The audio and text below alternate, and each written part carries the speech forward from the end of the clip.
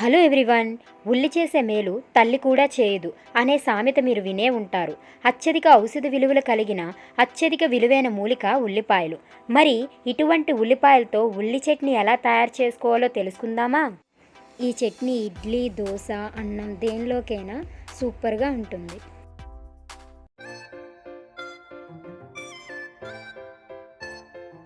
ముందుగా stove on చేసుకొని ఒక కళాయిలో 2 స్పూన్స్ ఆయిల్, హాఫ్ స్పూన్ ఆవాలు, హాఫ్ స్పూన్ జీలకర్ర, పావు స్పూన్ శనగపప్పు, పావు స్పూన్ మినప్పప్పు, 4 ఎండుమిరపకాయలను యాడ్ చేసుకోవాలి.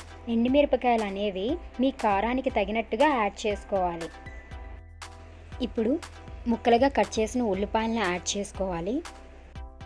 ఈ ఉల్లిపాయలు కొంతసేపు ఫ్రై అయిన తర్వాత ముందుగా ముక్కలు చేసి ఉంచుకున్న టొమాటోస్ను యాడ్ చేసుకోవాలి.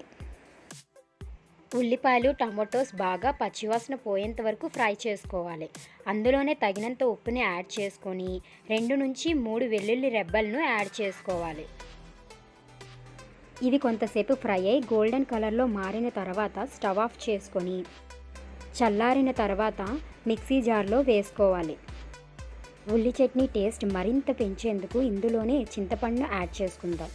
ఇప్పుడు మరీ మెత్తగా కాకుండా మీడియంలో గ్రైండ్ చేసుకోవాలి. ఇప్పుడు ఒక కళాయిలో 1 స్పూన్ ఆయిల్ యాడ్ చేసుకొని హాఫ్ స్పూన్ ఆవాలు, హాఫ్ స్పూన్ జీలకర్ర, ఎండుమిర్చి, కరివేపాకు యాడ్ చేసుకొని మనం ముందుగా గ్రైండ్ చేసి పెట్టుకున్న చట్నీలో యాడ్ చేసుకుంటే ఎంతో టేస్టీ అండ్ హెల్దీ అయిన ఉల్లి చట్నీ రెడీ అయిపోయింది. ఈ ఉల్లిపాయలు వ్యాధి నిరోధక శక్తిని పెంచడానికి, జ్వరంతో పాటు దగ్గును తగ్గించడానికి ఉపయోగపడుతుంది. అందుకే ప్రతిరోజు మనం తీసుకునే ఆహారంలో ఉల్లిపాయలను ఒక భాగం చేసుకొని తీసుకుంటూ ఉంటాం.